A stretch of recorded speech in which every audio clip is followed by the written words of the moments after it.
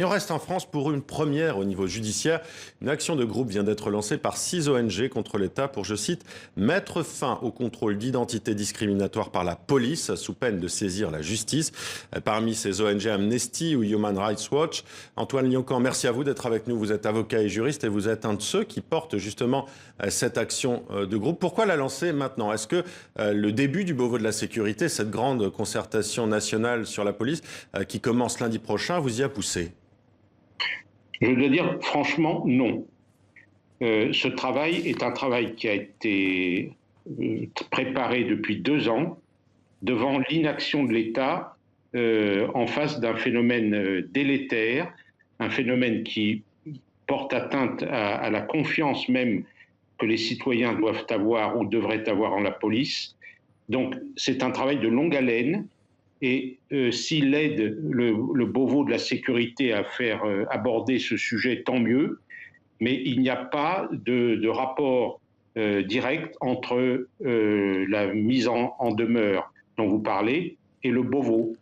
Le Beauvau peut se saisir du sujet comme il pourrait ne pas s'en saisir. Alors entre Lyon, quand justement vous parlez d'un travail de longue haleine, mais cette action voilà, groupée devant la justice, elle est mise encore plus en lumière après ce qui s'est passé, l'affaire Michel Zecler, du nom de ce producteur de musique noire tabassé par la police fin novembre.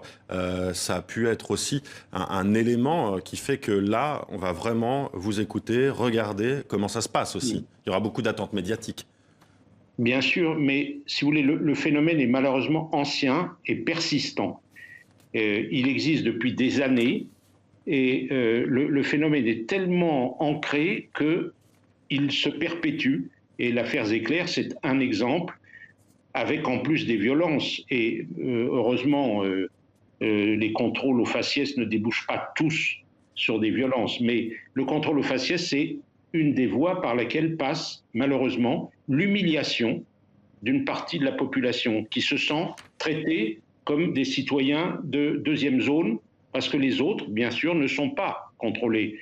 Ça vise particulièrement des jeunes gens, disons noirs ou arabes, puisque c'est ça la discrimination policière qui est dénoncée par cette mise en demeure. Alors, il y a plusieurs études sur le contrôle aux faciès qui ont été publiées, qui établissent clairement qu'on est beaucoup plus souvent contrôlé par la police dans la rue quand on est perçu comme noir ou arabe que quand on est perçu comme blanc. Emmanuel Macron l'a lui-même reconnu dans un entretien aux médias en ligne Brut. Vous voulez qu'il prenne maintenant des décisions en conséquence? Lesquelles? Alors, comme le problème est un problème qui innerve toute l'action policière, il faut envisager tous les aspects de l'activité policière, depuis la formation des policiers jusqu'à l'acte lui-même de contrôle, dont nous demandons la systématisation de l'enregistrement. Il faut que celui qui est contrôlé puisse avoir un document montrant qu'il a été contrôlé à telle heure pour tel et tel motif, et que ce document parte à une instance indépendante qui fera l'analyse de cette pratique. Par ailleurs, il faut, c'est ce qui est réclamé, que disparaissent ce qu'on appelle les contrôles administratifs. C'est ce que vous voyez, vous et moi, dans les métros, dans la rue, qui sont des contrôles qui n'ont pas de rapport avec la commission d'un délit ou d'un crime. Et c'est à travers ces contrôles que s'effectuent la plupart des contrôles aux faciès. Vous voyez, il y a toute une série de mesures, je viens d'en donner 3 exemples, qui méritent d'être prises pour que ce phénomène non seulement recule, mais disparaisse de la société française. Alors qu'est-ce qui bloque aujourd'hui, clairement? C'est la pression des syndicats de police sur l'exécutif?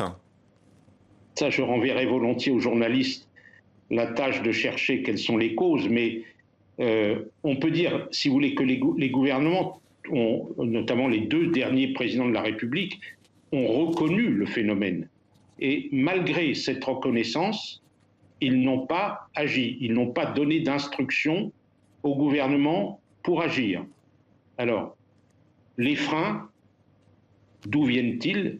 Ce que vous dites est probablement en partie fondé, mais est-ce que c'est seulement les syndicats de policiers? Je voudrais ajouter d'ailleurs que ce que nous demandons, c'est en réalité la disparition d'une série de contrôles qu'on appelle discriminatoires et qui perturbent le fonctionnement même de la police.